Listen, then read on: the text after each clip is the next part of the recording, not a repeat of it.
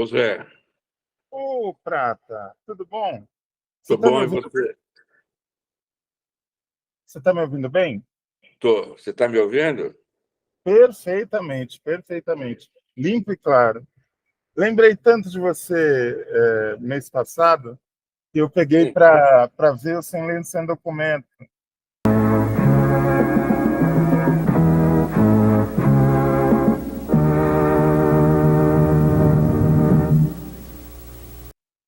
Que novela gostosa, Prata. Que pena que eles não deixaram você fazer o que você queria.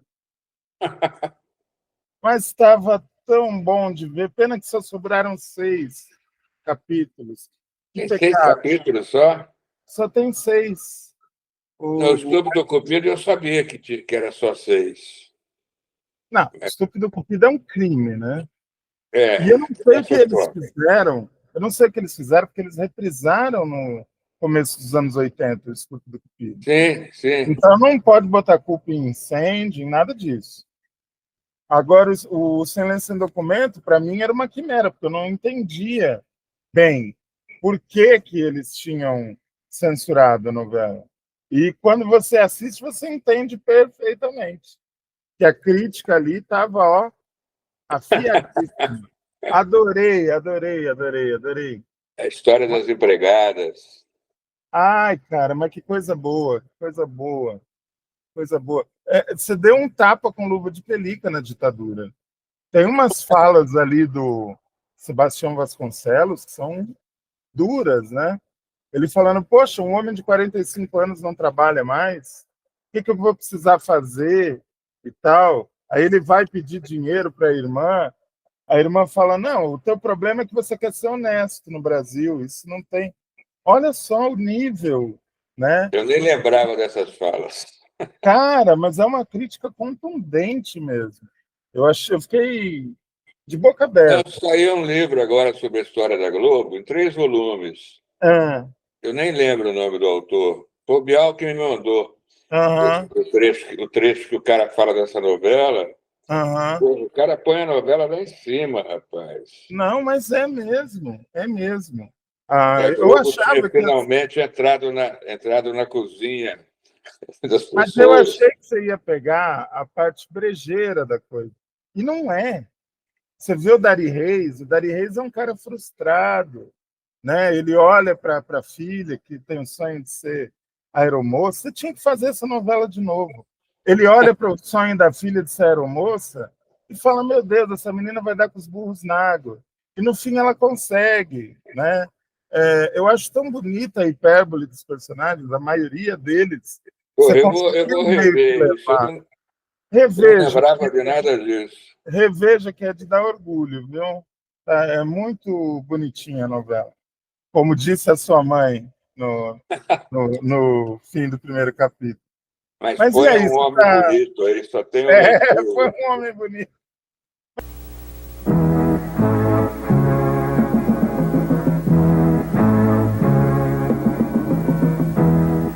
Mas e aí, você tá readaptado a São Paulo? Ou você Estou não... gostando muito, rapaz. Estou É, gostando muito. tá É. melhor do que quando você foi embora? Hein? Tá melhor do que quando você foi embora? Está muito melhor. Inclusive o trânsito. É É mesmo? impressionante. É, É. o Uma trânsito. coisa que eu notei quando eu voltei a frequentar São Paulo, porque eu sou daí, mas eu moro em Rio Preto desde criança. Eu notei a questão da poluição visual.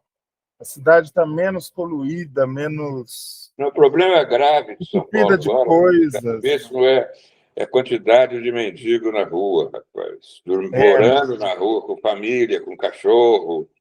Isso tá foda, meu, tá é, foda. é. Dizem que são 80 mil já.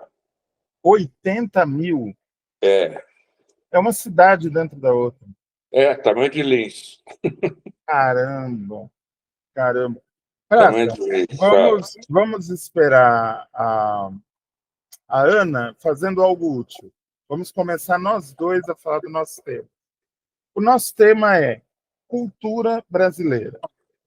E quando eu tenho a impressão, aí já é uma pergunta, que quando se fala cultura, existe um ranço de que cultura é para quem, como nós, frequentou a universidade. Cultura é para quem, como nós, gosta de ler. Para quem, como nós, lê jornal, entra na internet, ouve rádio, está sabendo do que está acontecendo. E, na verdade, cultura é muito mais amplo. Cultura é uma coisa que faz a alma do povo, desde o cara que não tem dente, que não tem comida, que está lá na comunidade dele, até o cara que mora no Leblon ou que mora nos Jardins. Cultura é a alma de todo o povo. Eu queria que você dissesse para mim qual é o teu conceito de cultura brasileira. Quando falam para você, você é da área da cultura, como é que isso bate em você? Mas a cultura, a gente pode começar a falar da cultura pelo teatro, que antigamente as carteirinhas de trabalho das atrizes eram de prostitutas. Por aí eu acho que eu respondo tudo. Era uma coisa marginal, entendeu? O governo considerava puta a atriz.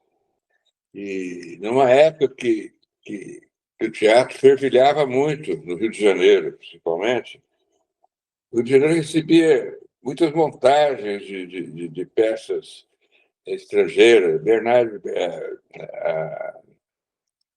como chama aquela atriz que quebrou a perna lá do Teatro do Rio? A Sarah Bernard? Sara Bernard, teve aqui no Brasil. As grandes companhias portuguesas vinham para o Brasil, influenciaram muito o teatro brasileiro, os portugueses. Os italianos, né? A construção do TBC, por exemplo, foi um marco, foi na mesma época que criaram a USP. E a USP também importou muitos intelectuais de fora quando começou, importantes, né? E o TBC também. O TBC tinha grandes atores, grandes diretores estrangeiros, né? E, além de Zembiski, que veio por outro lado. Isso aí tudo era considerado pela sociedade, principalmente pelo governo, como uma coisa marginal. Não tinha nem subsídios para esses caras.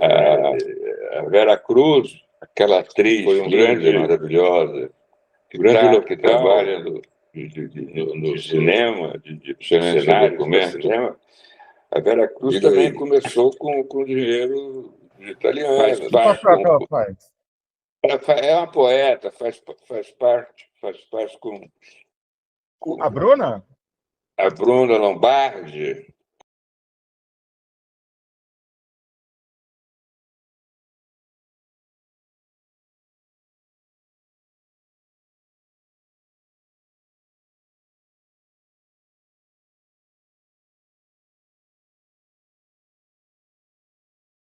O pai dela veio para o Brasil, o Hugo Lombardi veio para o Brasil para ser câmera na Vera Cruz. O Tem pai muito da filme. Bruna era italiano?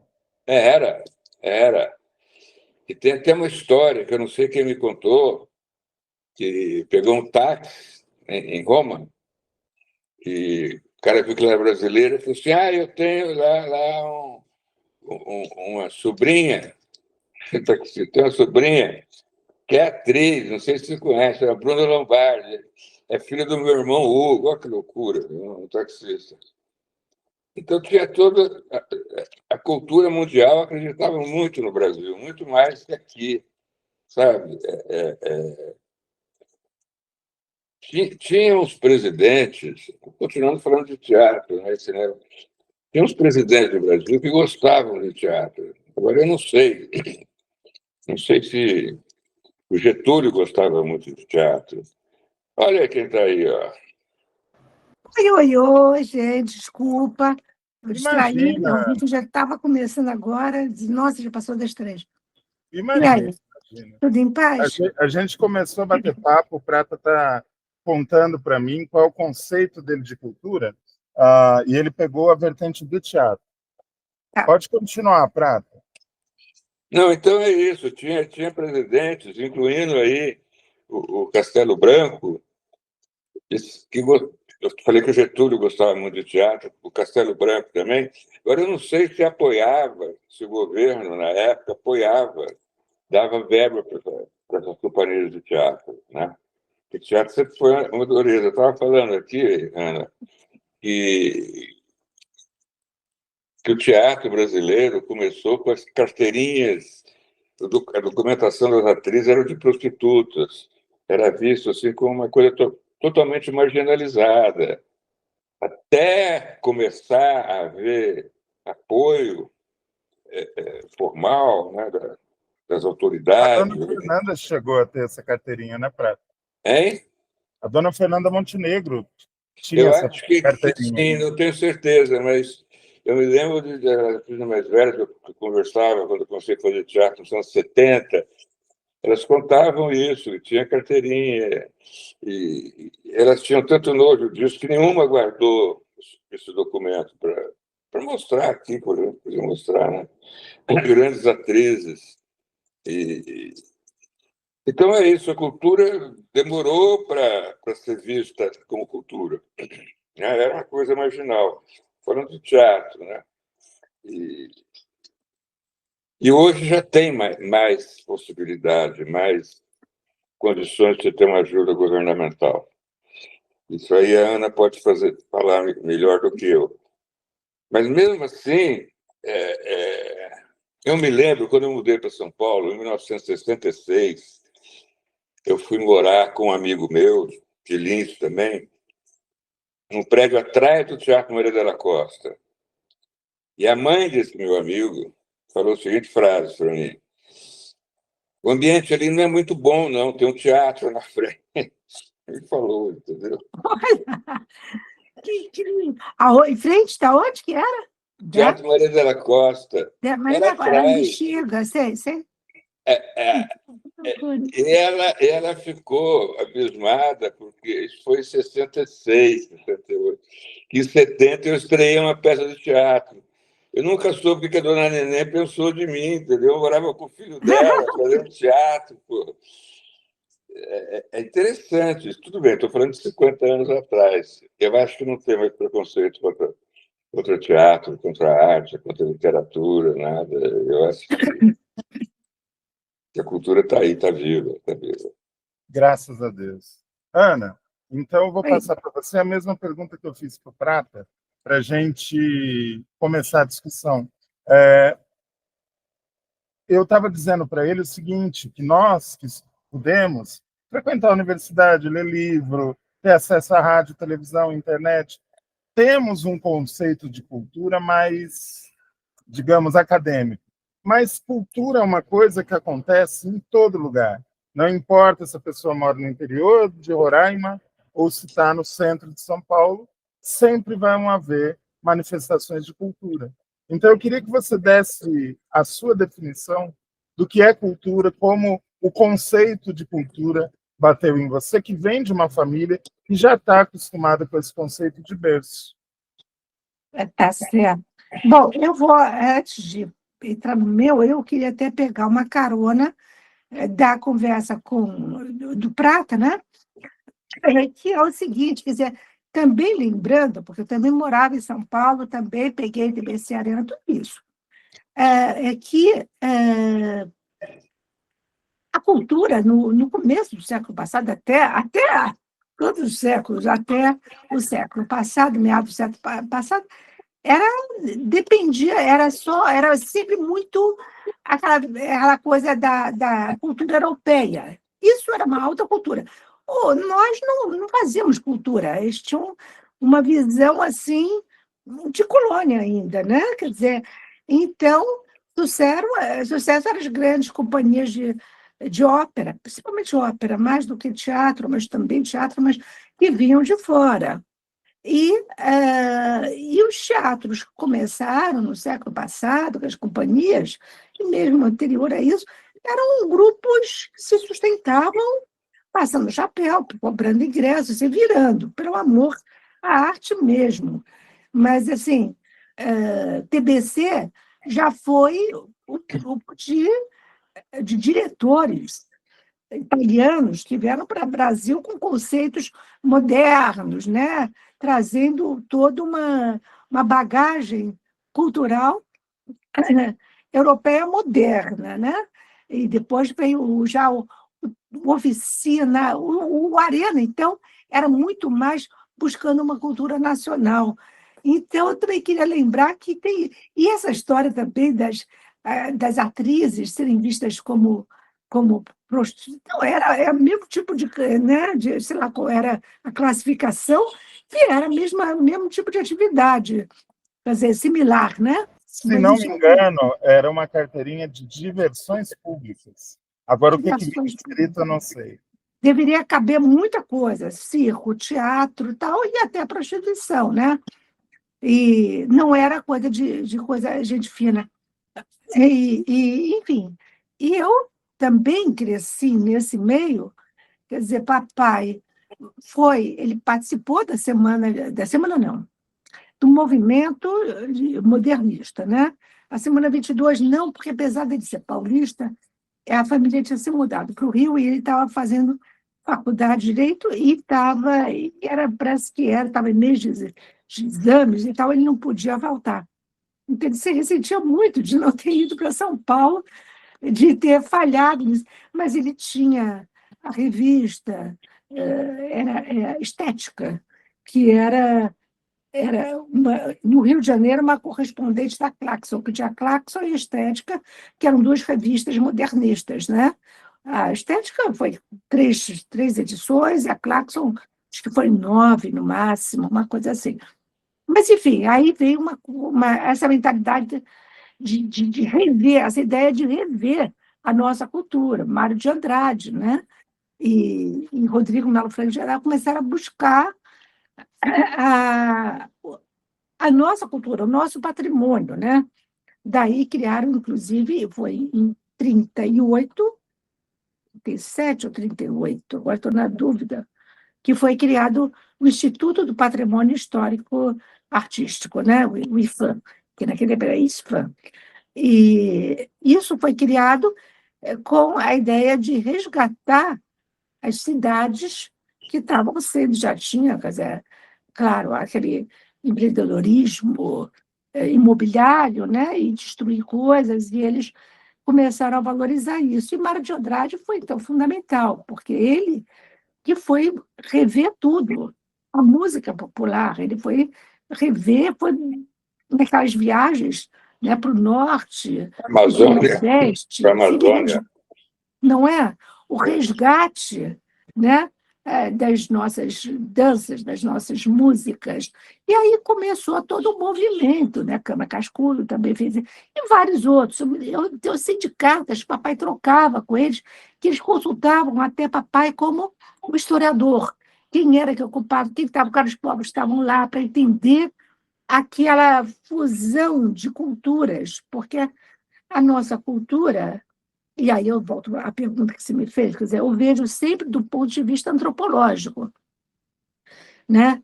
A cultura é a manifestação de um povo, de uma população, de uma comunidade, quer dizer, eles que produzem cultura. A cultura é nossa pátria, nossa língua, né? É bem isso, quer dizer, a nossa língua é uma cultura. As nossas crenças, as religiões, são culturas. Nossos hábitos, nossa comida, tudo isso vem de culturas. E as culturas que são mutáveis, né? Porque no Brasil você tem uma só língua, mas falada de várias formas, e que também tem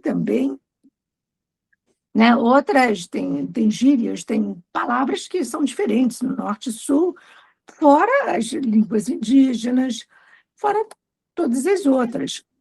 Agora, eu vejo sempre assim, a cultura como uma coisa, é uma manifestação do povo. Então, você lidar com isso, a primeira coisa que eu acho que tem que tomar cuidado é de não interferir nisso.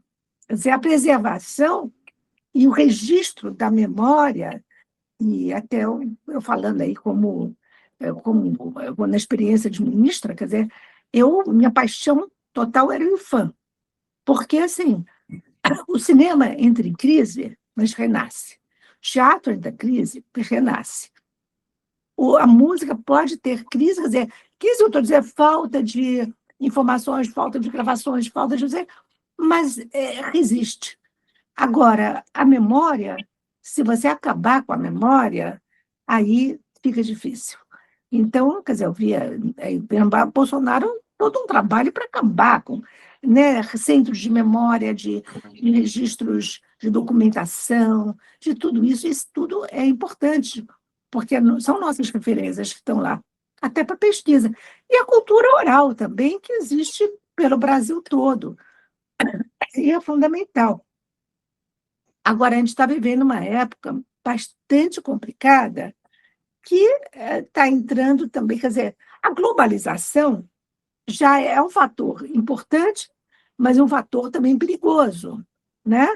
Porque, quer dizer, eu vivia inteira, a vida toda tinha, a globalização estava presente. A gente ouvia rádio, pegava em ondas médias, curtas, alguém ficava pegando o hit parade, Estados Unidos, é tudo rock, eles pegou em primeira mão o que estava sendo lançado lá.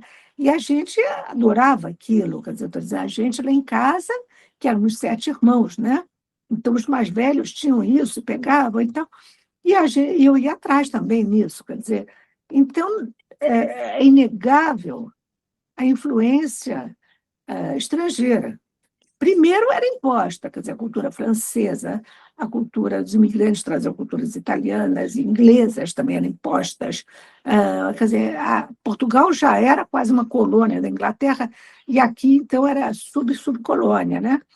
Então, já tinha essa visão mais, vamos dizer, das elites. E depois começou uma popularização de uma cultura que era americana, que era a mais poderosa, sem dúvida, até hoje, do cinema, das indústrias, né? Cinema e a indústria fonográfica, principalmente. Isso aí não dá para. Passamos por isso e sobrevivemos a isso e usamos aquela coisa do Oswald de Andrade, né? A coisa antropológica, antropofágica, né? De você devorar e fazer e trabalhar com isso, né? E eu acho que isso a gente vive até hoje. É claro que, hoje em dia, com a internet, existe uma barreira maior ainda, porque a internet está se impondo de uma forma muito pesada, né? Você não tem mais controle nem do que você escreve. Assim, eu, na minha gestão, passei o tempo todo brigando na defesa dos direitos autorais, que ninguém entendia por que defender, porque era uma coisa que diziam que era, enfim, uma coisa completamente ultrapassada, velha e atrasada, né? Mas eram os direitos autorais, é isso, quer dizer, o artista que Quem faz fala isso é porque não vive disso. não vive disso, não. Mas foi uma campanha, isso depois que eu saía, é um parênteses, eu tive, inclusive, contato com gente muito ligada a essa área, que sabia tudo, e que me confirmou que o lobby da Google foi pesadíssimo, com lobby financeiro, né? Onde eles cooptaram vários parlamentares, inclusive de esquerda,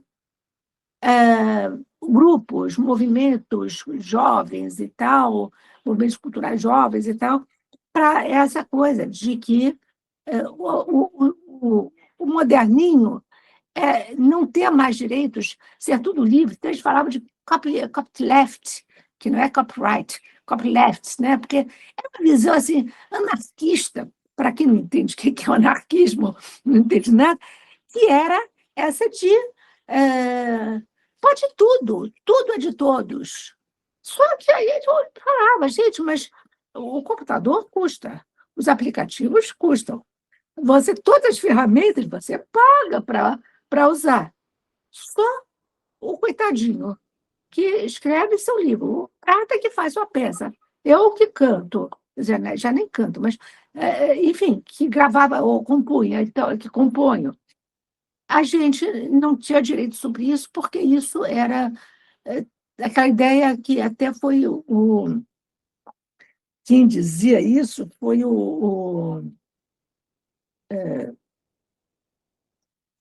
dos primeiros sambistas gravados, Senhor, que dizia que a música é que nem um passarinho.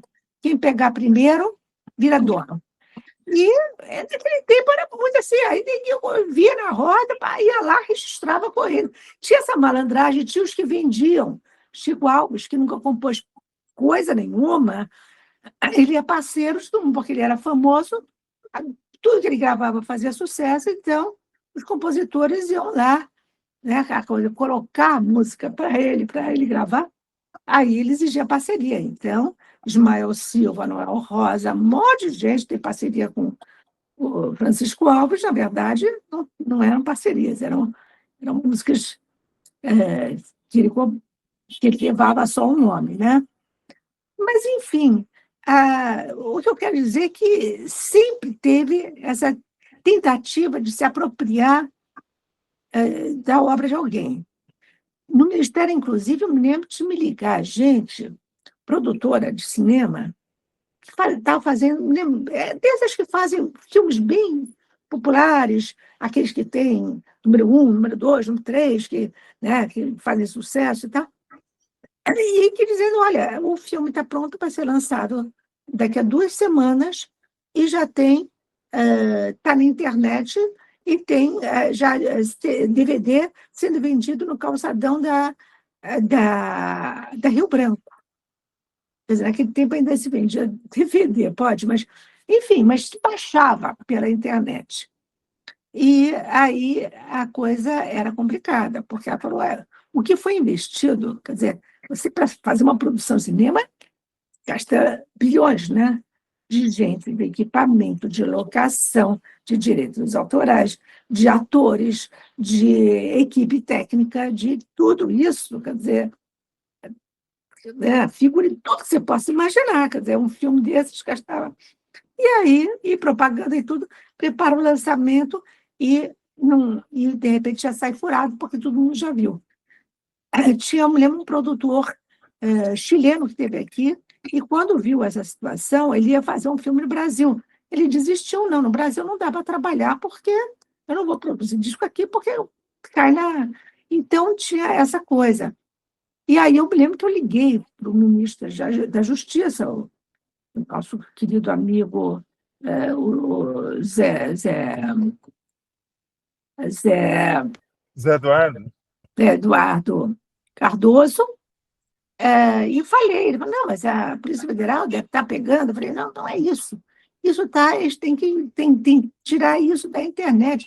Mas era impossível, então eles ficavam recolhendo os discos porque a internet estava liberada, não tinha. Aí eu comecei a brigar que não podia lei de direito autoral que não tratasse da internet. Mas a Google não queria permitir todas elas, mas na época a briga maior foi com a Google. Mas as Big Techs não queriam permitir, como não querem permitir. Até hoje, a regulação da internet, porque aquilo é um mundo, você pega a coisa do mundo inteiro e lança, põe propaganda, ganha rios de dinheiro e fura toda a produção, né? É livro que vai ser lançado, é um filme que vai ser lançado, é um disco que vai ser lançado, uma gravação que vai ser lançada, tudo, são indústrias que dependem disso, né? Então, foi assim, eu tive essa briga, mas essa briga até hoje persiste, porque, por exemplo, agora tem as de streaming, né?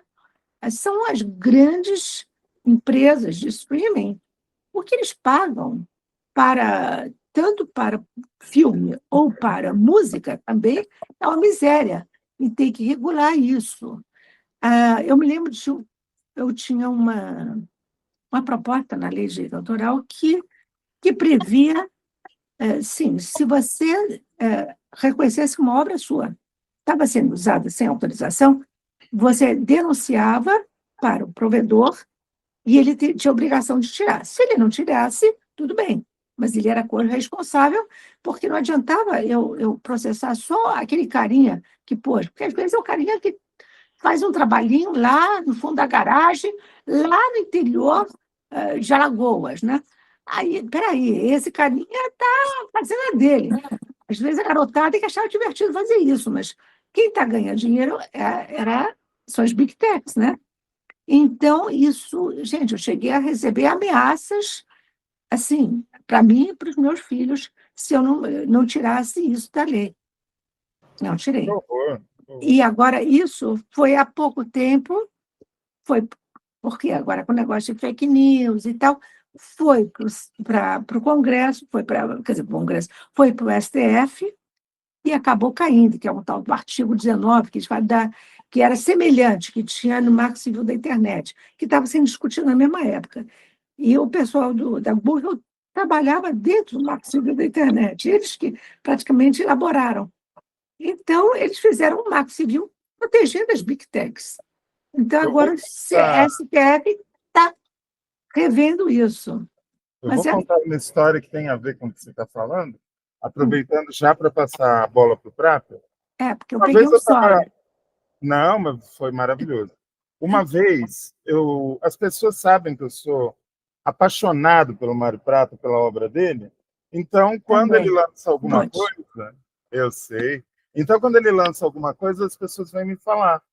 E aí falaram: você viu que o Mário Prata escreveu um livro sobre futebol? Eu falei: vi, tô doido para ler. Ah, você não leu ainda? Peraí. E me mandou o livro num link de WhatsApp. Eu não sou uma pessoa exatamente com uma moral muito rígida. Eu li o livro.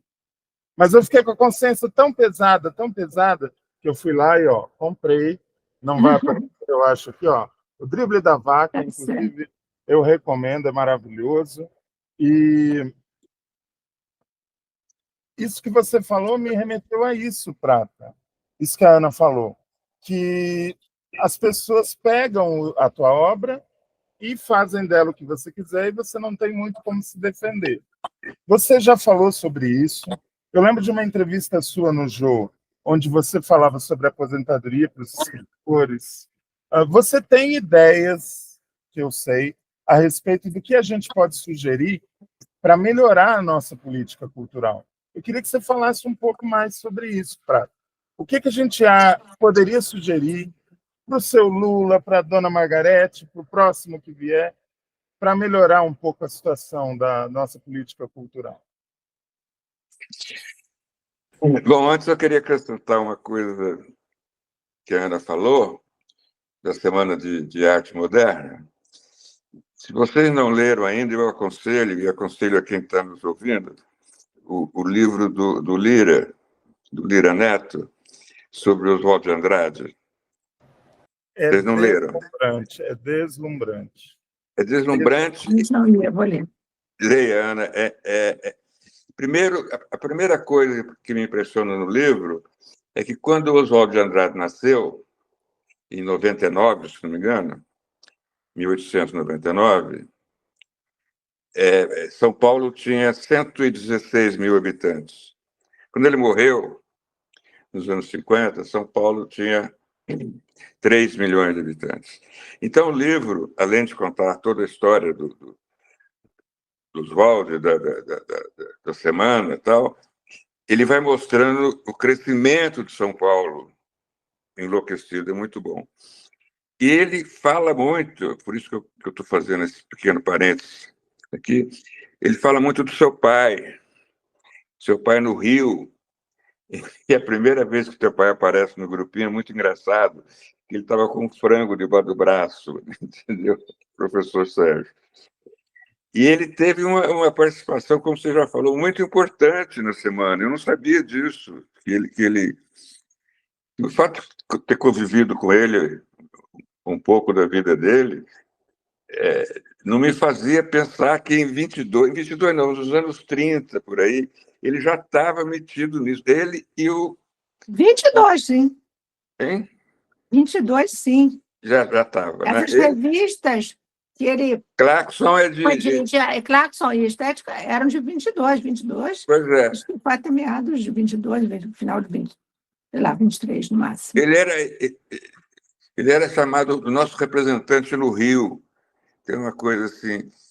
E é incrível o livro, é muito bem escrito, muito bem pesquisado e tal. Agora eu queria voltar para o que o Zé falou. O que é, Zé? Eu já estou nessa fase, assim. O que você perguntou mesmo? Não, eu falei que você já falou, por exemplo, nas suas Ah, maravilhosas já entendi. entrevistas com o Jô, de Já entendi. aposentadoria, de livro digital, de um monte de ideias que você tem para Não, aprimorar sim, a política sim. cultural. Pois é, e eu disse isso há uns 20 anos, quando eu não era ainda tão velho, que, que agora que eu já posso me considerar velho, que eu vou fazer 80 anos em fevereiro, o que eu dizia com o Jô, aliás, a gente discutia, mas com a palavra discutir num lado positivo, do que fazer com os artistas, com os criadores de cultura nessa idade. Porque eu voltei para São Paulo, eu tentei voltar a escrever crônica no Estadão, na Folha, na Vejinha. Meu, ninguém quer saber. E tá certo, tá uma garotada aí, os filhos, nossos filhos estão fazendo, tá tudo bem. Mas eu acho que Parede, parede. Você tem um filho que é um arraso, né? pois é, Antônio não, Prado. pois é. Aquilo é tudo crônica que eu deixei, ele está publicando, entendeu? Tá certo. Não, eu adoro, eu sou o maior fã. Aliás, eu descobri que o Antônio era bom mesmo, que eu tinha aquele negócio de pai, né? Não, é que eu sou pai, não sei o que e tal. Que um dia na casa do Veríssimo, meu querido, aliás, eu estou indo amanhã para Porto Alegre visitar a Lúcia Veríssimo, dar um beijo nela lá. Estou indo só para isso. E aí, não, tem um amigo meu que vai ser homenageado lá também. Mas o que eu dizia é que lá na casa do Veríssimo, no jantar, no último show que ele fez em Porto Alegre, a Lúcia estava me devendo um popó de camarão, aí ela inventou de pôr o Chico nesse negócio do popó e depois do show para casa dela. E nós fomos. E uma hora eu pedi para o Veríssimo que eu queria conhecer o escritório dele, onde ele trabalhava. E ele falou assim: você sai daqui, atravessa a cozinha, tem uma escadinha, você desce, você entra, é lá. Era a garagem do pai dele, é o escritório dele. E eu fiquei lá uns 15 minutos vendo os livros que ele tinha, que era curiosidade, papelzinho, com coisinhas escritas. Eu adoro isso. Um gênio daquele. E eu lá, né, onde ele criava. Né, eu tava tudo... A hora que eu voltei, era uma mesa redonda, estava o Chico Batera também, inclusive. Estava Veríssimo e Chico discutindo quem que tinha dito primeiro que o Antônio era maravilhoso. Aí eu falei, bom, agora eu posso falar bem dele. Não, Chico e Veríssimo. Venci Não, na fui eu vida. que falei primeiro. O Veríssimo, não, mas eu dei uma entrevista. Aliás, ele deu uma entrevista, ele não, nem lembrava o nome do Antônio Veríssimo, falou assim, o Prata, não sei o quê, o filho do Prata. É Aí ótimo. foi quando eu fiquei, falei, não, agora eu posso falar que o Antônio é legal, porque depois desses dois caras aí discutindo isso, bom. Mas o que eu estava, voltando ao Jô, que é o seguinte, eu queria, a minha ideia seria como uma aposentadoria oficial para os velhos autores, compositores, velhos cantores, velhos tudo, quando eu falo velhos, é velhos e velhas, para o governo fazer excursões com esse pessoal pelo Brasil, sabe? Vai grupo de 5 de cada vez, fica rodando o Brasil. É um negócio que não custa caro e levar essas pessoas todas que fizeram a cultura, ou que estão fazendo, para conversar com esse povo. Eu fui num negócio parecido com isso, no Acre, na Rondônia, e foi maravilhoso contar do processo de criação da gente, sabe? É interessantíssimo. E a curiosidade desse povo, que está distante dos grandes centros culturais, é muito grande. E fazem perguntas maravilhosas. Eu tenho um livro que eu comecei com a palavra entretanto. Entretanto, vírgula, o contador está mesmo morto. Eu não sei por que eu quis fazer isso, começar um livro com Entretanto. Mas ninguém da crítica comentou nada do Entretanto. Lá em Rondônia, um cara falou assim: por que você começou o livro com Entretanto? É maravilhoso isso, sabe? Esse contato meu com eles e eles comigo, ou conosco, sabe? Era uma maneira de aproveitar tanta gente aí que fez tanto pela cultura brasileira parado, sem trabalhar. Que é? Não, eu ia lembrar, não sei se existe, mas é uma coisa que vale a pena se levantar, mas tinha no Ministério, no meu tempo, o Ministério da Cultura tinha um projeto que era o circuito as feiras de livro. Na época, o Ministério estava apoiando 120 feiras de livro no Brasil todo. E a coisa que a gente dava dinheiro era justamente para levar os autores, porque ele já tinha constatado que livraria é uma coisa que quase não existe mais. Às vezes, a gente vai, tem papelaria que vende livro, e grande parte é autoajuda, aquelas coisas. E aí, a feira de livro, eu me lembro de ir em várias que era uma loucura, e as cidades próximas, as pessoas iam, mas para ver, para falar. Eu não sei como é que era, quer dizer, o Ministério fazia os convites, o pessoal das feiras sugeria que eles queriam levar também, né, para a gente poder levar, porque a gente vê aqui o autor visitando É uma feira de isso. livro, é isso, estimula as pessoas a entenderem, a querer conhecer, Claro, cria você uma paixão pelo contar o livro. processo de criação, como é que você escreve uma peça de teatro, como é que você escreve um livro. Eles ficam assim, ó, olhando, é impressionante. Fascinante. Olha, a feira mais bonita que tem no Brasil, feira de escritor, melhor, maior e mais bonita, não está nem no Rio, nem em Belo Horizonte, nem em Porto Alegre, que é uma feira boa também, nem em São Paulo, está em Belém do Pará. Belém do Pará, eles têm uma feira do livro, que é um negócio fenomenal, é uma feira pan-americana, eles levam escritores da América toda, da América Central. E eu, a primeira vez que eu fui, eu falei o seguinte: ano que vem eu venho, de novo. Se não me convidar, não, eu venho. E é feita num lugar chamado Hangar, que é um hangar grandão, com vários andares, e tem várias salas de palestras, tem sala para 20 pessoas, para 50, para 100, para 500. O Suassuna, por exemplo, ia na sala de 500, entendeu? Contar aquelas histórias dele. Esse negócio é muito importante, mas isso depende do governo federal, depende dos governos estaduais, das prefeituras. É uma coisa que eu sei que é utópica, porque eu queria uma coisa fixa mesmo, entendeu? Uhum. Grupos, de um compositor, um escritor, um escultor, um pintor, viajando pelo Brasil, além do prazer de conhecer todo o Brasil, como você citou aí, o Mário de Andrade foi lá para a Amazônia, né? Aquele livro dele maravilhoso, que eu não vou lembrar o nome agora do livro. Eu li recentemente, aliás, esse livro, ele contando tudo, passado por Recife. Hein? Não, eu também tenho aqui. Agora é um nome Bom, trivial, é sobre isso. e é financiado por uma milionária, por uma rica daqui de São Paulo, deu a ele esse passeio que ele queria fazer, conhecer o Nordeste e o Norte, sabe? Então, o negócio do Jô era isso, e as pessoas Deixa eu perguntaram só fazer assim, um comentário, Prata. Eu não acho hein? nada utópico. O que eu acho é que é uma coisa que depende de vontade política e, obviamente, é uma coisa que daria trabalho. Então, deveria haver uma coordenação grande para que isso saísse do papel. Mas de utópico não tem nada, porque Bom, recurso há.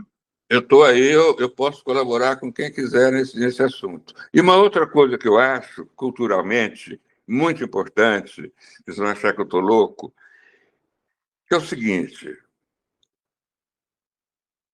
não sei quantos mil rapazes, 200 mil, 300 mil por ano, se alistam no Exército ou na Marinha. É uma coisa obrigatória isso. O que eles fazem lá?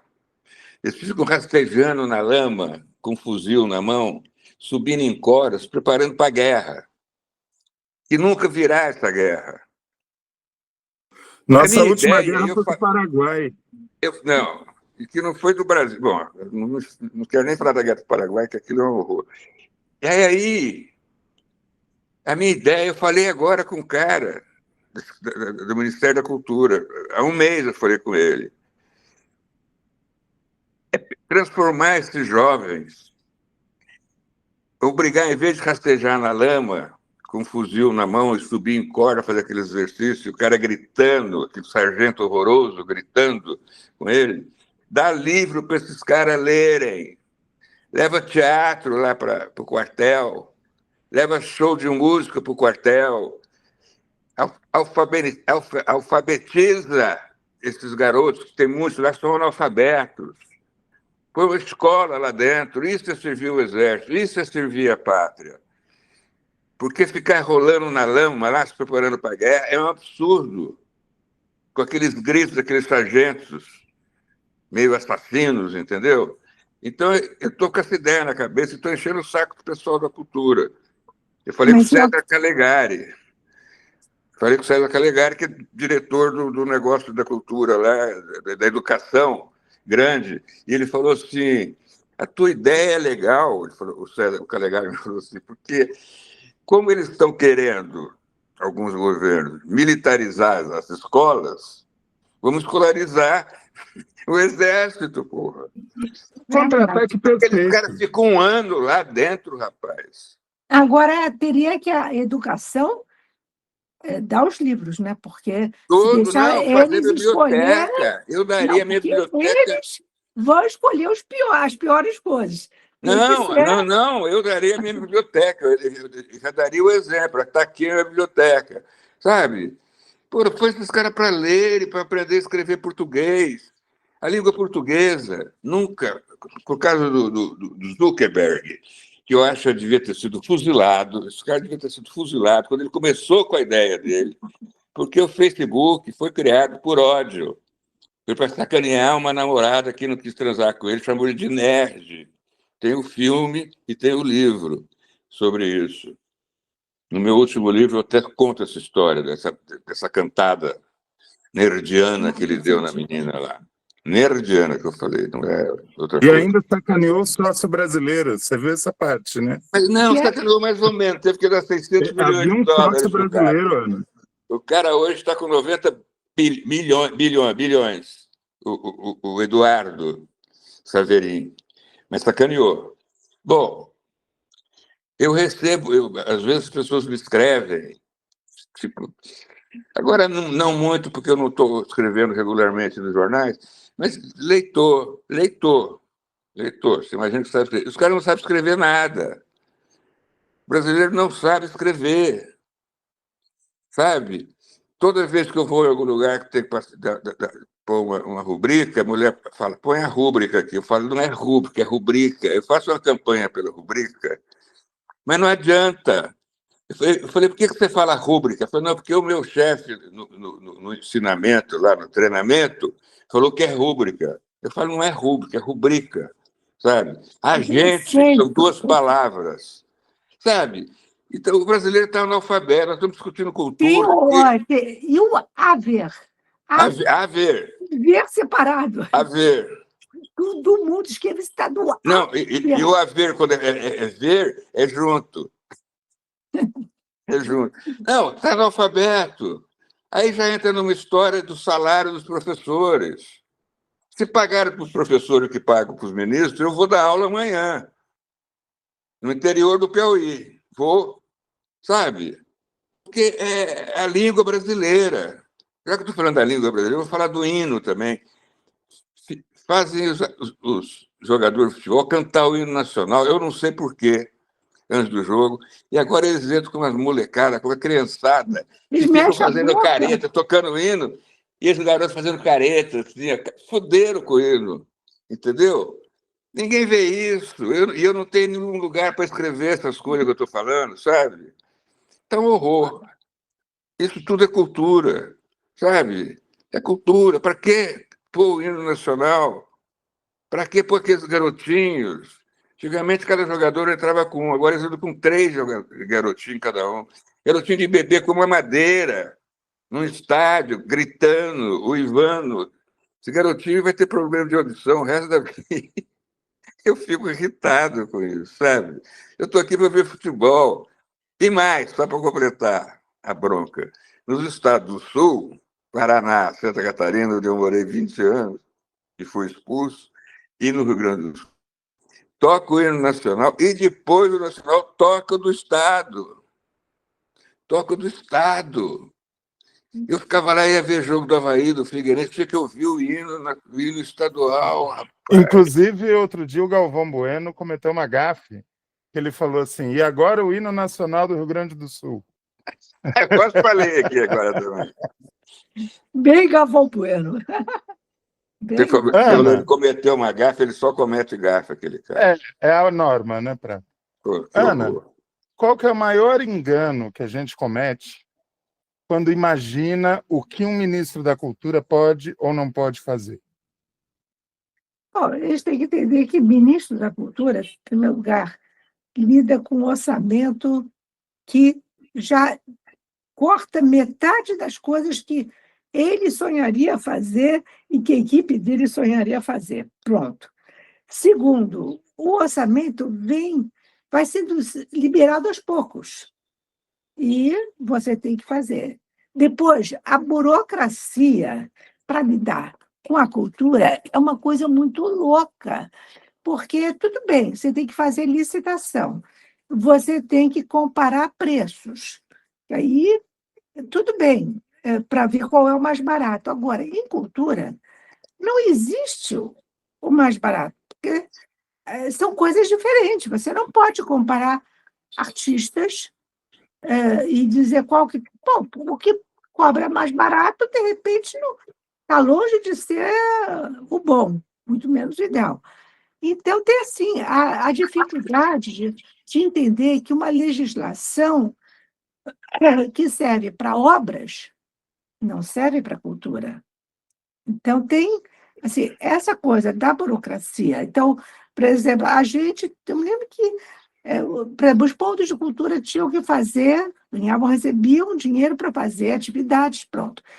E aí tinha que fazer uma prestação de contas. A gente passou um ano numa briga jurídica alucinada até conseguir que a Justiça, o Ministério da Justiça, aceitasse que a prestação de contas fosse feita via gravação oral ou filmagem. Por quê? Tinham pontos de cultura indígenas. Imagine, você tem que preencher 300 planilhas. Primeiro, não tem internet, nem conseguiu. Baixava, saía do ar, baixava... Então, primeiro, se eles já tinham problemas de não ter internet. Depois tinha que fazer para a internet e eles tinham que preencher. Espera aí, Ana, desculpa te interromper. Não tinha internet onde? No Ministério? Não. Você trabalha com o Brasil todo, né? O Ministério tinha que fazer, dava dinheiro para os pontos de cultura. Eles faziam um projeto, beleza, vai ser contemplado e vai receber. Aí você tem que fazer atividade, beleza. Agora você tem que fazer uma prestação de contas e essa atividade aconteceu. Normal, né? Tudo isso normal. Agora, a forma de fazer, isso vale para todos os ministérios, você tem que preencher uma planilha daquelas de sei lá quantas páginas, que você tem que ter um certo domínio burocrático, você tem que ter um contador para fazer isso, que saiba fazer tudo isso e que saiba qual é a nomenclatura e os números, enfim, os códigos que se usa. Aí já complicou para 60% já dançou nisso. Depois, aí vem o fator do sinal. Metade do Brasil, o sinal funciona aqui, depois deixa funcionar, vai, volta, então você prepara tudo, cai tudo. Já entendi. Então, chegou, eu passei um ano para provar, e depois, a gente tinha pontos de cultura em áreas de indígenas, né?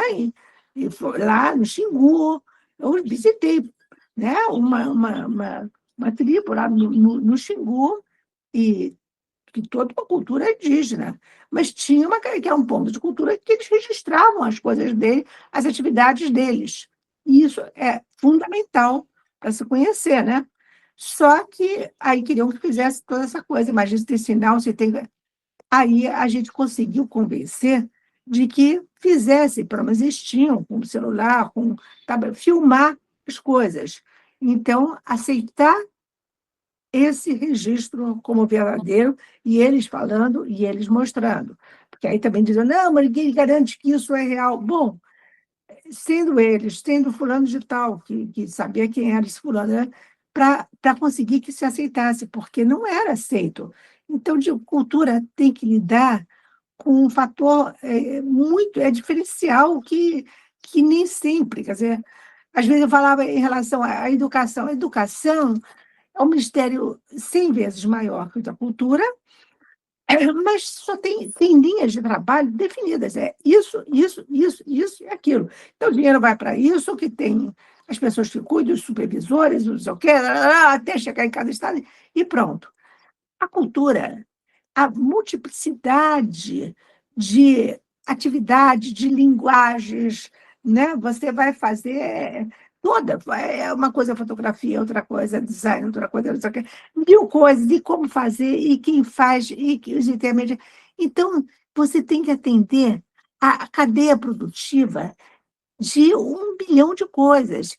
E o que existe no Sul não é a mesma coisa que existe no Maranhão, são muito diferentes, apesar de ser o mesmo país.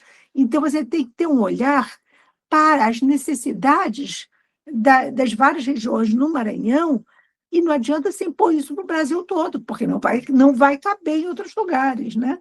Então, assim, é uma loucura você lidar com a cultura e fazer que o governo federal como um todo, quer dizer, seja o executivo todo, seja legislativo, mais ainda complicado, e o judiciário, que entenda que cultura não pode passar uma régua e dizer isso é cultura e acabou. Não tem. Cultura é isso, essa miscelânea de coisas, e que tem que estar aberto para mais, porque tem isso, por exemplo, a gente tinha uma hora fizemos o registro, o tombamento, que tinha também tombamento de cultura material e imaterial, né? Do Bumba Meu Boi do Maranhão, de 14, que chamavam sotaques, que eram formas de tocar, com tudo isso que foram registrados em várias regiões. Só que tem Bumba Meu Boi no Maranhão, tem Bumba Meu Boi em Santa Catarina também. Tem. Você entende? Não, e tem Pernambuco, tem vários lugares, mas assim, imagina a diferença, tudo ainda tem aquela história, o princípio é parecido, e tudo deve ter, claro, veio tudo né, da Península Ibérica e tal, mas chega em cada lugar, se mistura com os indígenas daquela região, se mistura com os imigrantes daquela região, e aí vai tomando outras feições, a coisa não é estática, a cultura vai mudando. Por isso é importante ter a memória, o registro da memória, mas não pode impedir que ela também, de repente, vire aquela coisa, daquela passeata contra as guitarras. Hoje em dia todo mundo usa guitarra, mas não pode impedir as guitarras, e não pode impedir as mudanças que chegam, seja de onde vierem. Você pode gostar, não gostar de alguma coisa, mas elas entraram, e entrando, as pessoas que fazem uma cultura super arcaica ainda, de repente se fascina, né? O índio com espelho, mas é a guitarra chegando no samba. Deu um certo estranhamento, né? Mas depois, tudo bem. E a cultura anda, e aí é que é. Pegando carona nisso que a Ana falou, só uma curiosidade que eu vi no rádio outro dia, está tendo uma discussão grande com o voto dos indígenas, porque os indígenas estão votando com a carteirinha da FUNAI, e a carteirinha da FUNAI não tem foto, e estão querendo barrar o voto deles por causa disso. E eles não tiram carteira comum, porque a carteira comum tem foto, e foto, para eles, captura a alma. Então, O bem Brasil esse é um fator país onde cultural. tudo tem que ser negociado, tudo tem que ser pensado, Agora, vai fazer né? isso no Congresso, que não quer saber do voto do indígena. É claro que é uma minoria a menos para vir pentelhar aqui, né? Então, é claro, não vão querer compreender isso, né? Estamos com o tempo estourado. Para encerrar, Mário Prata, eu gostaria que você fizesse uma pergunta para a Ana, e em seguida a Ana vai te devolver uma pergunta sobre a experiência de vocês no mundo da cultura e que vocês finalizassem depois dizendo por que a gente se mete nisso. Por que a gente escolheu isso tão confuso, tão difícil de ganhar dinheiro, de ser respeitado? Por quê? Por quê? Faz a sua pergunta para a Ana, por favor. Olha, porque para a Ana eu até sei, imagino por que ela se meteu nisso. A família dela, pai, a mãe. A mãe é pouco falada, mas a mãe tinha coisas impressionantes, a dona Maria Amélia. E depois o Chico veio antes dela. Bom, ela novinha já andava para cima e para baixo com o Fred, mas o Kelly, frequentando os bares da Maria Antônia. Ela eu entendo como é que ela entrou para a cultura. Agora eu morava em Lins, que não tinha cultura, não tinha Lins, tinha... Peraí, tinha o time linense, que você torce até hoje, né? Sim, teus irmãos também. Eu acho que o Sergito tinha o Linense. Tinha o time de botão do Linense. Herrera, Ruinoca, Geraldo Frangão, Ivan, Alfredinho, Américo, Orso, Próspero e Irmãozinho. Gente, Linense. ele sabe a escalação. A minha cultura para chegar nesse livro aí, do que você mostrou, o Drible da Vaca, que é a história da criação do futebol, isso aí na Inglaterra, em Cambridge, devo muito desse livro ao Linense. Foi a minha primeira paixão, o primeiro jogo de futebol que eu vi. Eu me apaixonei pelo Linense até hoje. O time está um horror. Eu sou Corinthians aqui, mas é mais ou menos, sabe? Sou Fluminense no Rio por causa do meu pai, do meu avô, que era um... Bom, mas não importa isso. Eu teve duas coisas que aconteceram em Lins. Olha a importância das viagens. Um dia, lá no Clube Linense, no Palquinho, foi montada uma peça de São Paulo, foi lá, com Valmor Chagas e Cacilda Becker, que eu tinha 14 anos, com a peça Em Moeda Corrente no País, de um autor brasileiro, Abílio Pereira de Almeida. E eu vi aquilo e eu fiquei impressionado. O teatro. Foi o primeiro impacto cultural que eu tive. E o segundo, a minha mãe é prima, vem a ser prima do Campos de Carvalho. E eu tenho Campos no nome também, Mário Alberto Campos, é o mesmo Campos do Campos de Carvalho, do Valtinho, na família. E ele mandava os livros para a mamãe ler. Púcaro Búlgaro, A Lua Vem da Ásia. E eu lia aquelas coisas, eu pirava com aquilo. Você viu a peça do Chico Não, Dias? não vi, do Aderbal, não vi. Não Não, vi. Chico Dias está em cartaz agora. Ah, não, do Chico Dias, que o Aderbal fez o Púcaro Búlgaro. Não, novo, não sei o que, da Lua. A Lua Vem da Fantástico. Ásia. A Lua Vem da Ásia. Ele é um monólogo dele, é espetacular. Olha que eu vou Sai, primeiro sai, ouvir só volta. para ver. Só para ver. Então eu li, comecei a ler Campos de Carvalho. E aí o que foi a gota d'água? A minha mãe tinha uma relação com o Fernando Sabino, que foi casado com uma amiga dela, do Colégio de Belo Horizonte, que era filha do governador Valadares. A Helena casou com o Fernando Sabino. E foram no baile debutante da minha mãe. E minha mãe dançou com o Fernando Sabino. Olha que história de louco. Eu nem sabia quem era o Fernando Sabino. Aí o Fernando Sabino, quando escreveu, em 54, 55, um dos melhores livros da literatura nova portuguesa, Encontro Marcado, mandou para a mamãe. E eu li aquilo e falei, mas pode escrever isso? Que a babá estava dando banho no menino, personagem, quando ele tinha 7 anos, ele ficou de pau duro e falou para a babá, eu estou com osso no meu pipi. Aí a babá falou, é melhor você tomar banho sozinha a partir de hoje, não sei o quê. Quando eu vi que podia escrever aquilo, eu comecei a me interessar por isso, pela essa coisa de escrever, de teatro, de cinema, televisão, tudo foi assim, não foi em casa, sabe? Quer dizer, minha mãe teve parte porque ela era prima irmã do Walter e tal. E aí foi isso. E tem uma história muito engraçada aliás, eu não vou nem contar, que é muito. Não vou contar. Então, tenho que fazer uma pergunta para Ana. Por favor. Ana, eu não sei o que te perguntar. Aliás, eu sei. Ninguém vai entender, mas você vai entender. Eu conheço a Ana, tá uma luta aqui para chamar ela de Ana, porque eu chamo ela de Bahia. Bahia, pode falar Bahia. Bahia. Depois de Não, eu quero... explicar, apelido familiar é Bahia. É Tem muito Bahia. isso, Eu eu chamo tenho ela de Bahia. Por que Bahia? Tá certo. Bom, é minha vez agora? Não, não, mas responda por que é Bahia. Ah, Bahia, porque a Pi, Sim, sou a outra marido, chama Pi. Pi. e Miúcha também, que se Miúcha. chama Heloísa Maria virou Miúcha, Maria do Carmo virou Pi e Ana Maria virou Bahia. A mais fácil é Ana Maria Bahia, porque a Pi queria falar. O pessoal fala, anda Bahia, eu não gostava, porque não queria comer, ficava enrolando.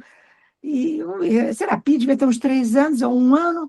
Aí a Pia, anda, Bahia, Bahia. Entendi. Não, Ana Maria, Ana Maria, Ana Maria. E anda, Bahia, Bahia, anda, Bahia. Aí ficou aí tudo, mostrou graça a Bahia. E eu só fui conhecer a Bahia com 30 anos. Mas em casa, Bahia, sem H. Sem H, mas você vai conhecer a Bahia de H. Muito Aí, obrigado. Eu nunca te Agora, Ana, perguntei isso. agora que esclarecemos o seu apelido, é, fala por que você se meteu nisso, apesar de, óbvio, o Prata ter toda a razão, você estava imerso em música, em literatura, em cultura, é muito difícil fugir. Mas deve haver alguma razão particular.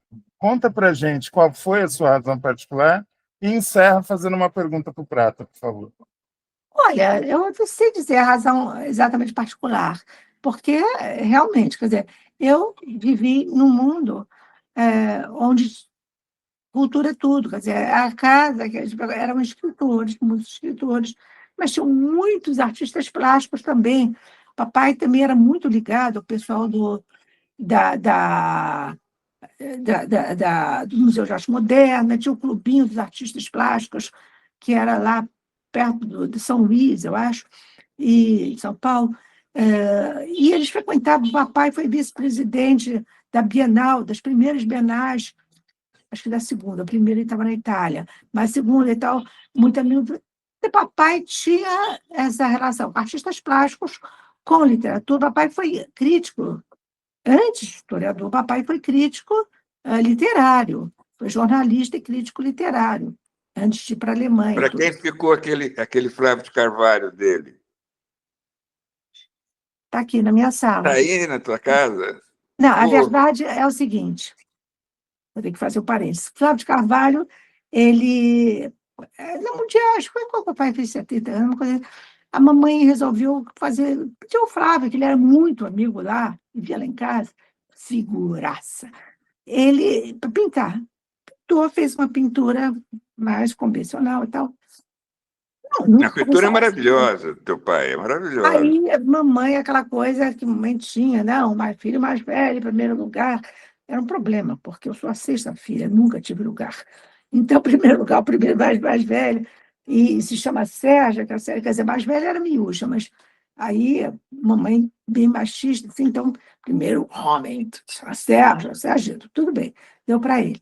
Aí o Flávio ganhou umas tintas coloridas, umas cores assim, Forte. translúcidas, fortes, aquela coisa assim.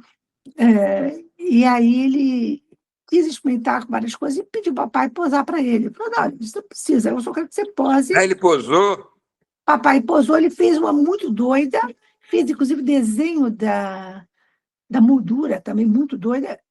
Aí mamãe falou, bom, então essa vai para Chico, porque Chico, é difícil dar um presente para ele, porque ele tem dinheiro para tudo, então dá um quadro, beleza.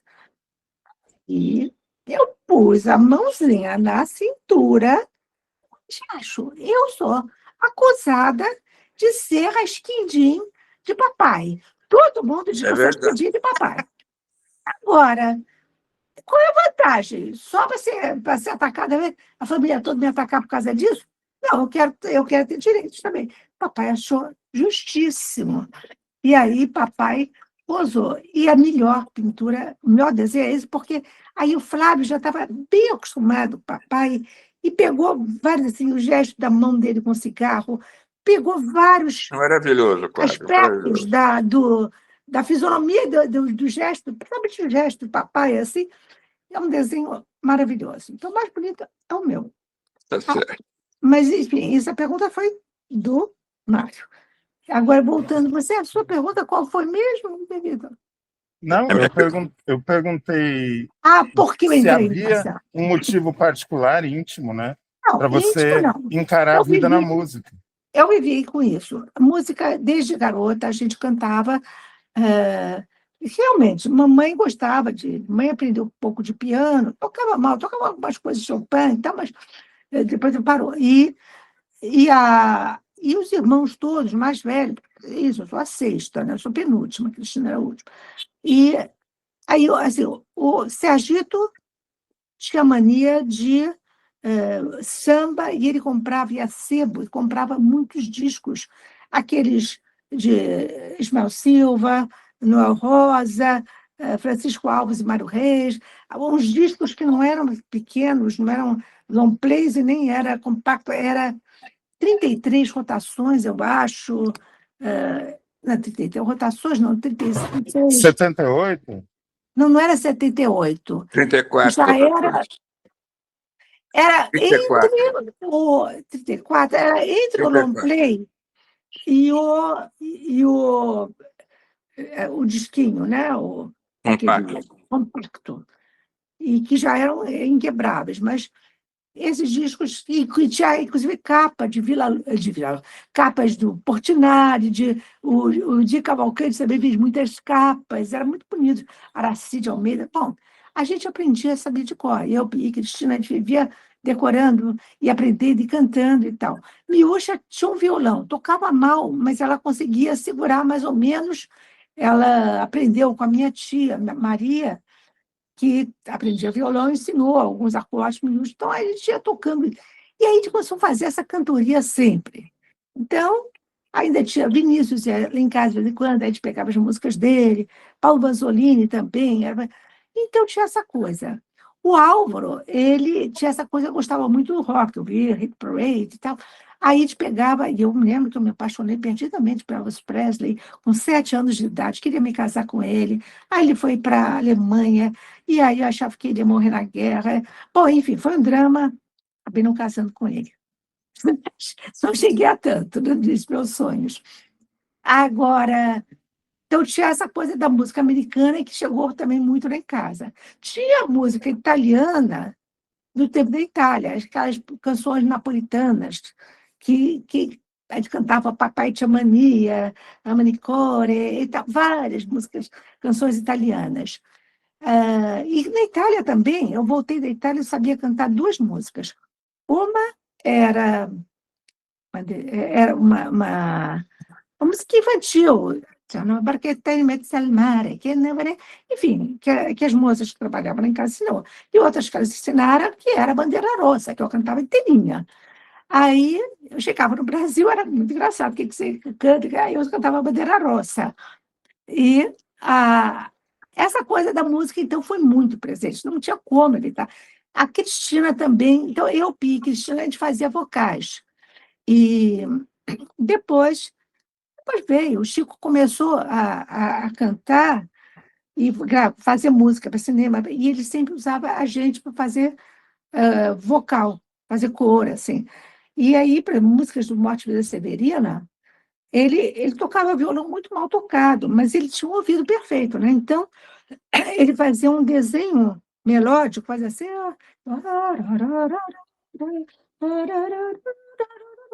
Aí uma decorava, aí pegava a outra e ensinava. Pá, parara, pararara, pararara, aí vai embora.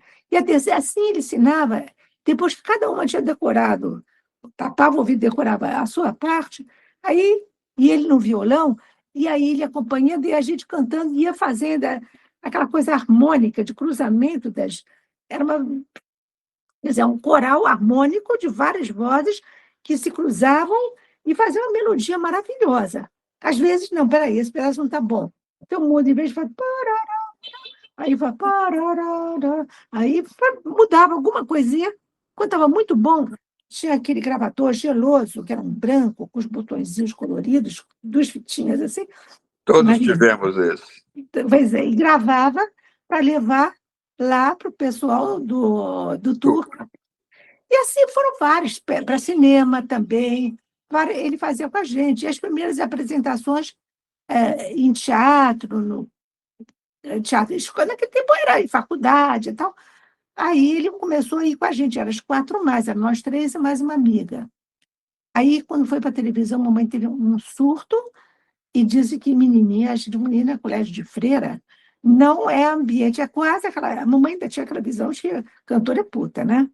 Então, assim, não, menina, gente de direita, mulher de direita, não vai para o palco, não vai para a televisão, isso não é ambiente. Chico é o homem, tudo bem, mas as meninas, não. Quer dizer, acabou tudo no palco, né?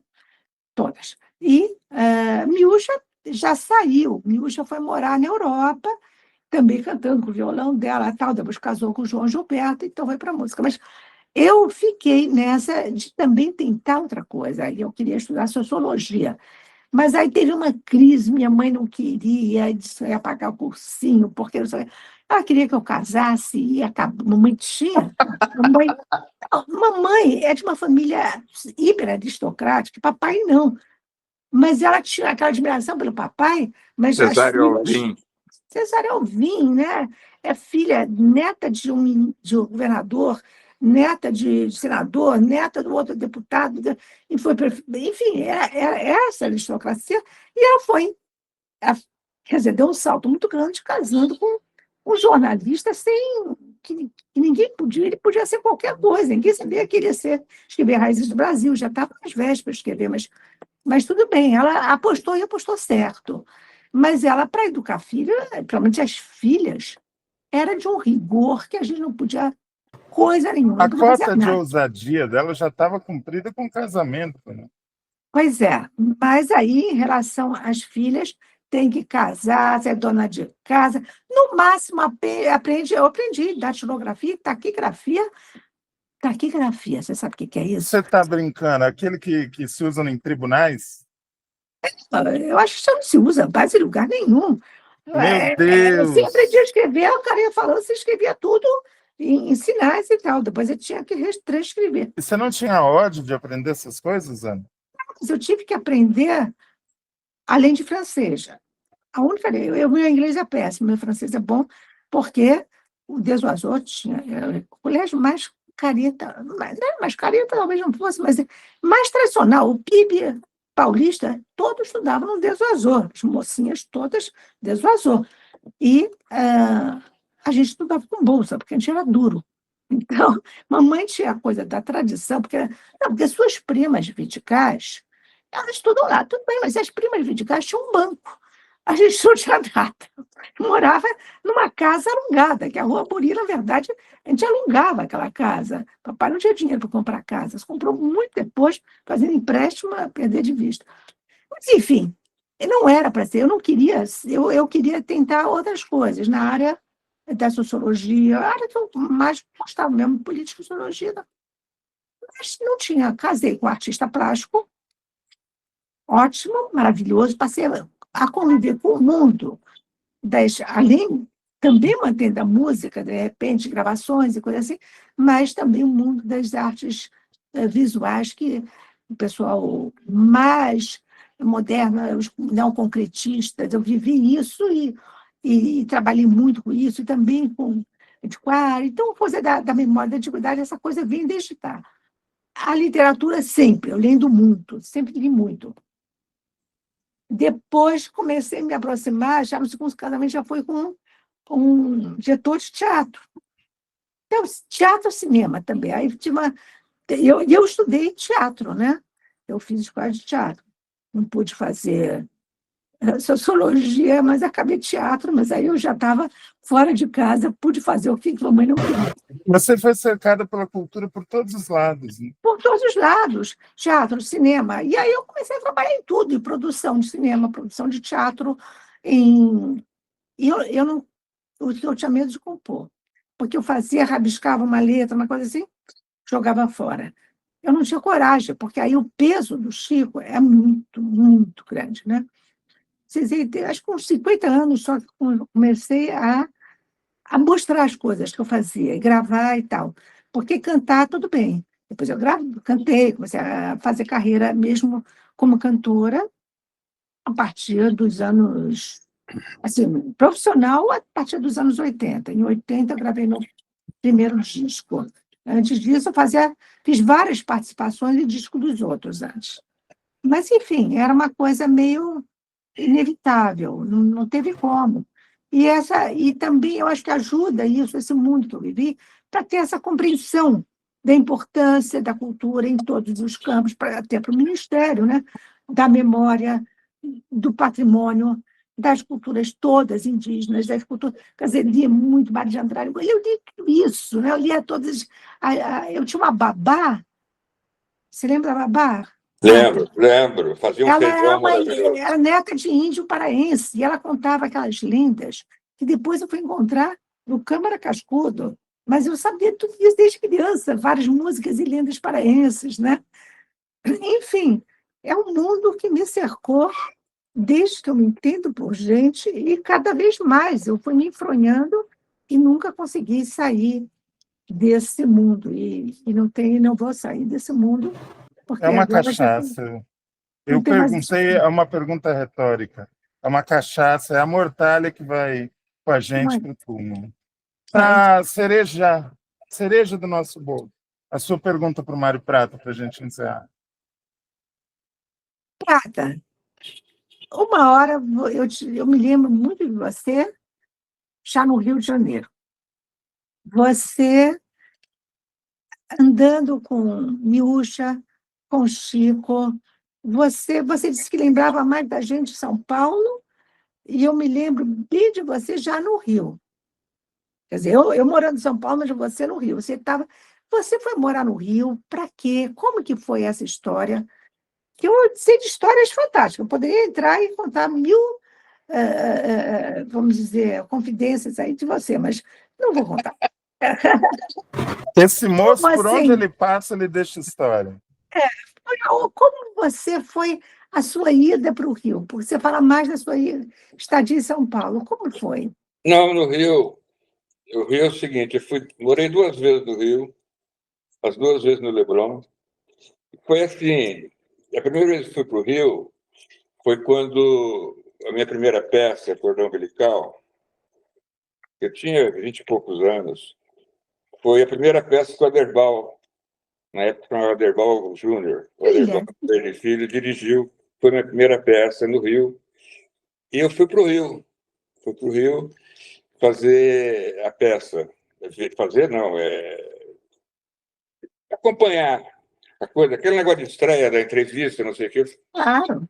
Acabei alugando um apartamento no Rio, ali na Rainha Guilhermina, e fiquei 1 ano e meio lá, fiquei muito amigo do Aderbal. Aliás, tem uma foto dele aqui na minha frente, tem uma foto do Aderbal, e ali atrás tem outra. É um irmão, uma pessoa, não posso nem falar nele que eu choro.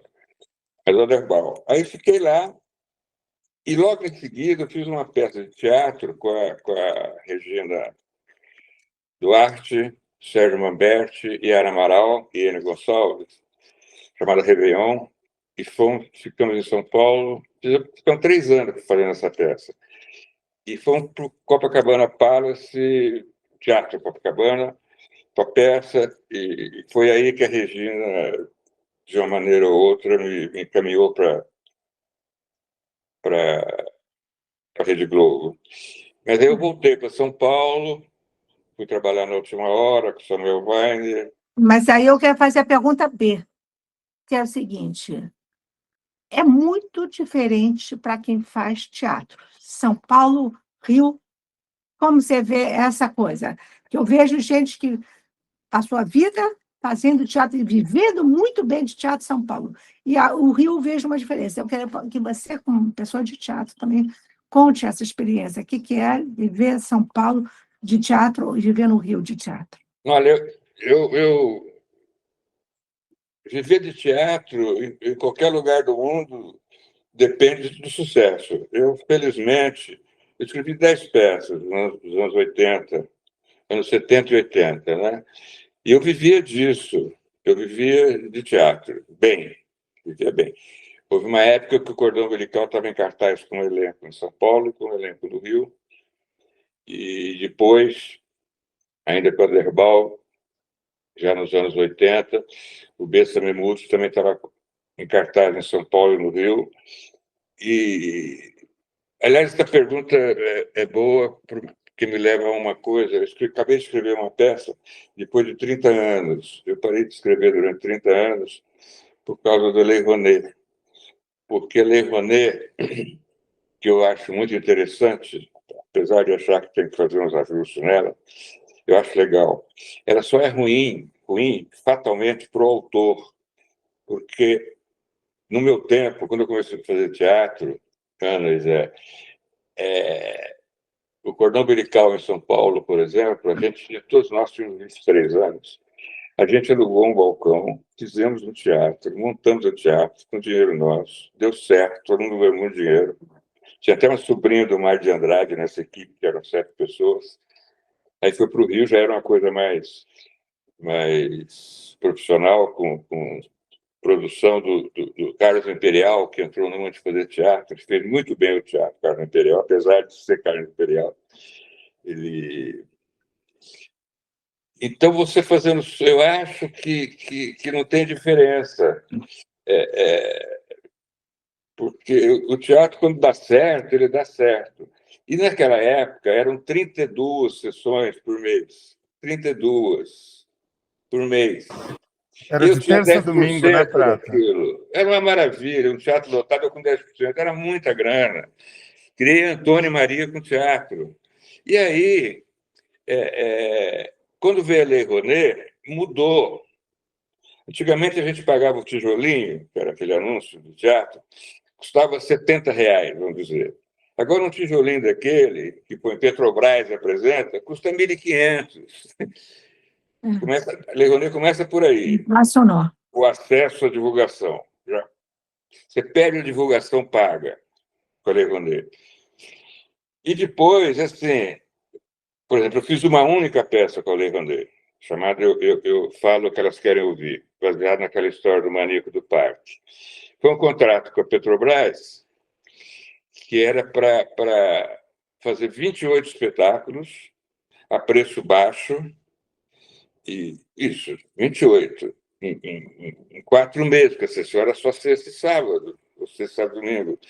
Então, em vez de 32 por semana, era 28 a temporada, e com preço baixo. E todo mundo sabia que o produtor tinha, sei lá, 3 milhões para montar a peça. Então, pedia em função disso. Eu não tinha participação nesses 3 milhões, vamos dizer, estou chutando números. Eu vivia dos 10% do preço baixo. Quer dizer, eu quase pagava para montar uma peça. Eu não vou trabalhar mais nisso, eu tenho família, tenho meus interesses. É bom ter dinheiro também, entendeu? Eu comecei a fazer novela, comecei a escrever livro, mudei o rumo. E voltei agora por uma força muito forte que veio de uma história muito forte da minha vida, da minha família. Eu resolvi escrever e terminei. Estou agora começando a ver produção e tal. Eu quero que seja montada, apesar desse problema da Lei Rouanet, que ainda tinha que fazer uma sessão especial para a Petrobras, entendeu? De graça. Então, a Lei Rouanet para o autor, foi um horror. É complicado, isso tem que fazer um ajuste nesse sentido. Não, porque Mas eu acho que você podia conversar com o pessoal. Não, eu pra rever. conversei com gente de Brasília há 30 Não, anos atrás. até o secretário lá é uma pessoa muito séria, o Emilton. Deixa eu te falar uma coisa, deixa eu te falar uma coisa. Você Um tem que dia, te passar o contato. só para Para encerrar, uma começar, porque atriz. senão, Peraí. sempre ali começa a errar, até e fazer reajuste até ela ficar. Não, é o seguinte: uma atriz muito conhecida, que eu não vou citar o nome aqui, me ligou do Rio e falou: olha, o Canecão vai fechar. Há quanto tempo faz? O Canecão vai fechar.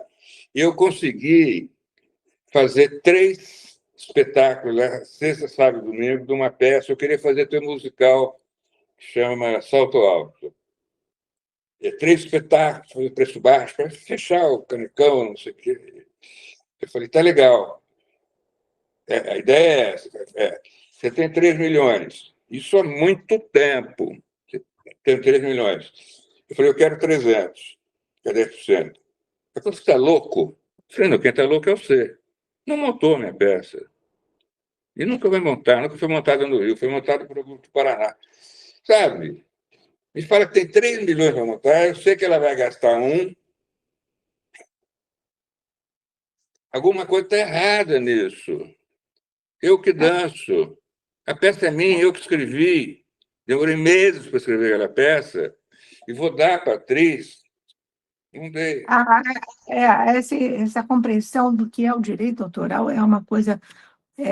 Tanto se acostumou a explorar os autores, considerar que ele fez, agora ele vai ficar. Não, não é isso, não. Fazer não é sentar a escrever, não é assim. Não, é o seguinte, Tem toda uma vida por trás daquele texto. O Prata teve que viver toda a vida dele para estar presente naquela. É que eu vivo disso. É minha profissão. Óbvio. Claro. É como o cara chamar um médico e falar, ó, não tem, opera aí, mas não vou te pagar. Vou pagar só um pouco. Não tem isso, não. Não, mas essa coisa é só na cultura. Só na cultura que tem essa de querer que o cara faça outro. Ninguém fala para médico, nem para advogado. Vai advogado. Advogado, então, é o contrário. Faz aí, entendeu? Eu acho que. Além dos 20%, você tem que já adiantar um X, mais um X, mais para todas as custas, para depois dar 20% do que você receber. Mas você já tem que, de antemão, pagar tudo. Zé Vitor, é isso. Você queria fazer um papo sobre cultura hoje? É isso aí. Olha, vocês me deram muito mais do que eu pedi, porque vocês trouxeram exatamente o que eu achei que viria. Vocês trouxeram a experiência de quem esteve lá. O Prata não falou disso, mas o Prata também trabalhou na administração da cultura no governo Orestes Quercia, ele sabe a barra que é. Isso foi um horror, né, Prata? Porque era o secretário da Fazenda, do Orestes Quercia, Fred Mazzucchelli. Eu lembro. Pô, lembro. Você foi secretário de Cultura naquele tempo? Fernando Moraes. Fernando Moraes, você trabalhava com o Fernando. Sim, eu era assessor do Fernando, a gente fez um trabalho maravilhoso. Imagina tendo o Fred. Eu lembro do Fernando lá. Nossa, sim. Foi genial. Quase que compraram a casa da Rua Buri. Isso, teve essa história. É isso. Foi maravilhoso, gente. Eu pedi 1 hora do dia de vocês me deram 1h30. Foi incrível. Eu dei com muito prazer. Eu sabia que ia dar match. Eu não via a Ana há muito tempo. Estamos aí. Prata, eu não sei quantos anos. A Ana é sobrevivente, na minha visão, do governo mais injustiçado do Brasil. Não importa se era um bom ou um mau governo, foi um governo que foi boicotado, destruído na base. Um dia essa história vai ter que ser contada de verdade. O que foi feito, o processo todo foi muito filho da puta. Foi. E é isso. A gente que é da cultura sobrevive e resiste. Né? Vamos aí. Meus queridos, quando eu publicar, eu vou mandar o link para vocês, tá bom? Tá ótimo. Um beijo, foi maravilhoso. Beijo para vocês dois. Tchau, Zé Vitor. Obrigada por tudo.